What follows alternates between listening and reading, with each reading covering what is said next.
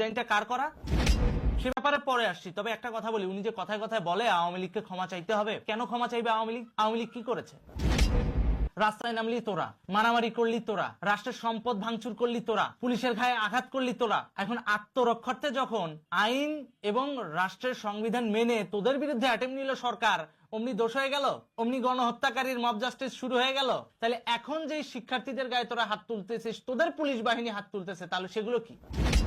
পরিস্থিতি তো চেঞ্জ এখনো হয় নাই। তাহলে এখন বাণিজ্য মেলায় যখন জনতার উপর পুলিশ হামলা করে, তাহলে সেগুলো কি? বলা হয় সংস্কার সংস্কার সংস্কার, এই যে নায়িকা বাঁধন, আল্লাহ জানে ওর 40 মনে হয়ে গেছে, ওরা আর এখন দেখা যায় না টেলিভিশনে। ও এখন চুপ করে আছে কেন? এত এত মানুষ মারা যাচ্ছে, কিচ্ছু বলে না কেন? বলতেছে না রিপোর্টেড খুন, মানে যেটা একেবারে খাতা কলমে নথিভুক্ত রিপোর্টেড খুন 947টা, যেটা নিয়ে রুমিন ফারহানা 71 টিভিতে এই প্রেস সচিবকে কোশ্চেন করেছে। 947 জন একেবারে রিপোর্টেড খুন গত 4 মাসে। আমি একটু বলি, গত 4 মাসে 967 জন খুন।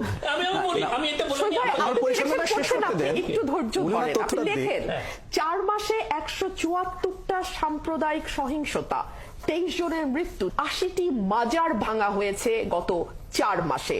নারীদের ফুটবলের দুটো ঘটনা যদি আমি সরিয়েও রাখি, মেহজাবিনের উপরে যেই ঘটনা ঘটেছে, পরিমণির সাথে যেই ঘটনা ঘটেছে, অপবিশ্বাসের সাথে যেই ঘটনা ঘটেছে, এই ঘটনাগুলো একটা পারসেপশন তৈরি করে যে এই সরকারটি মৌলবাদকে প্রমোট যদি নাও করে থাকে, মৌলবাদকে এক ধরনের আশ্রয় প্রশ্রয় দিচ্ছে।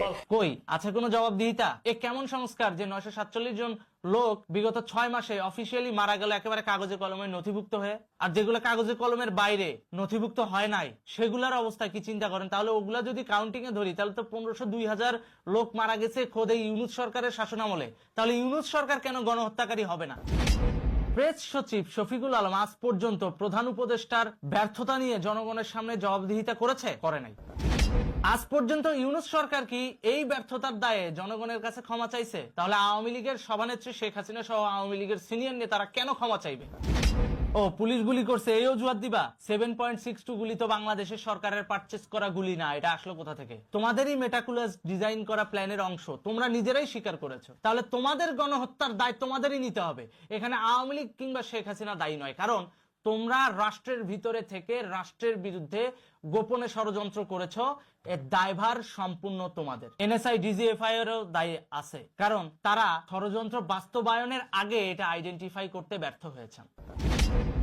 7.62 গুলি বাংলাদেশে ঢুকলো অথচ কেউ জানে না। 7.62 গুলি দিয়ে হত্যার ষড়যন্ত্র চলতেছে, কেউ জানে না। জানলো কখন? যখন সরাসরি স্টুডেন্টদের উপর গুলি চালানো হলো ওই সময়। তাহলে এটা শেখ হাসিনার অর্ডারে হয়েছে? মোটেও না। এই 7.62 গুলি সামরিক বুলেট, ন্যাটোর সামরিক বুলেট, যেখানে বাংলাদেশ জোট নিরপেক্ষ রাষ্ট্র, ন্যাটোতে যোগদানই করে নাই। তাহলে ন্যাটোর বুলেট বাংলাদেশে নিয়ে আসলো কে? তাহলে অবশ্যই এখানে ঊর্ধ্বতন কোনো না কোনো আমলার সংশ্লিষ্টতা আছে, ঊর্ধ্বতন কোনো না কোনো ডিফেন্স পার্সনের সংশ্লিষ্টতা রয়েছে, যারা আগে থেকেই জানতো যে জুলাই আন্দোলনে এই ধরনের একটা পরিস্থিতি তৈরি হবে এবং তৈরি করাবে। তারা সরকারের কাছে সঠিক সময় তথ্য দেয় নাই। এই ব্যর্থতার দায় ওই সমস্ত প্রতিষ্ঠানকে নিতে হবে যে সমস্ত প্রতিষ্ঠান ন্যাশনাল সিকিউরিটির দায়িত্বে ছিল।